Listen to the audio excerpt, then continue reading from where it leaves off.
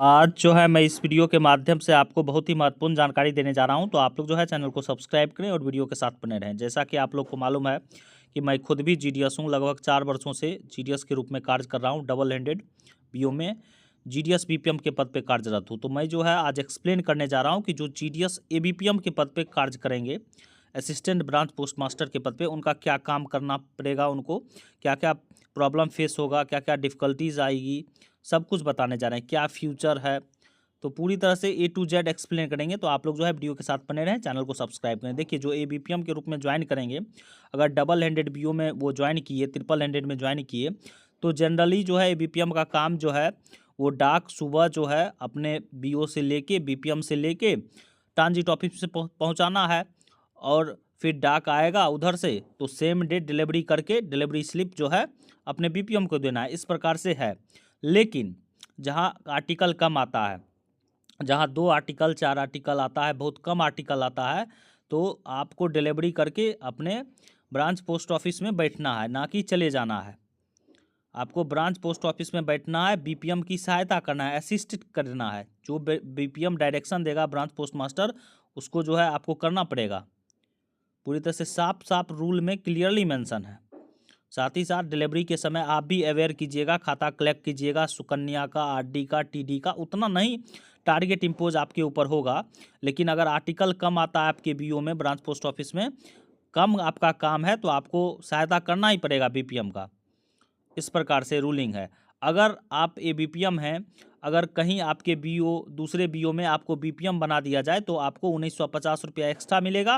लेकिन आपको बीपीएम का पूरा काम करना पड़ेगा, ऑफिस भी 4 घंटा चलाना पड़ेगा, बैठना पड़ेगा ऑफिस पे, और साथ ही साथ आपको जो है डिलीवरी का भी काम करना पड़ेगा, एबीपीएम का भी काम करना पड़ेगा। मात्र उसके लिए 1950 रुपया मिलेगा आपको। एक और भी है कि आपको अपने डिलीवरी ज्यूरिडिक्शंस में रहना है। मान लीजिए उस बीओ के अंतर्गत जितना गांव आता है, जो आपका डिलीवरी क्षेत्र है, वहीं पे आपको रहना पड़ेगा। साफ साफ क्लियरली मेंशन है। इस प्रकार से है। तो इस एबीपीएम का ये जॉब प्रोफाइल हुआ। अब देखिए प्रॉब्लम क्या है।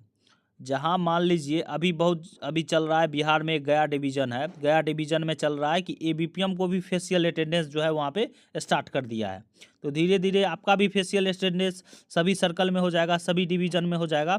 तो आपको फेशियल अटेंडेंस भी बनाना पड़ेगा।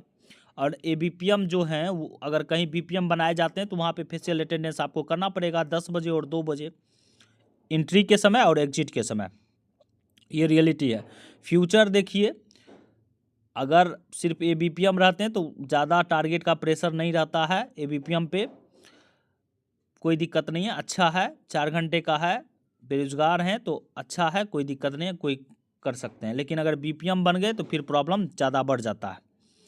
1950 रुपया भले ही एक्स्ट्रा मिलता है, लेकिन प्रॉब्लम ज़्यादा बढ़ जाता है। टारगेट का प्रॉब्लम 325 जो है नेट एडिशन 1 साल में चाहिए, बहुत सारा प्रॉब्लम जो है क्रिएट हो जाता है।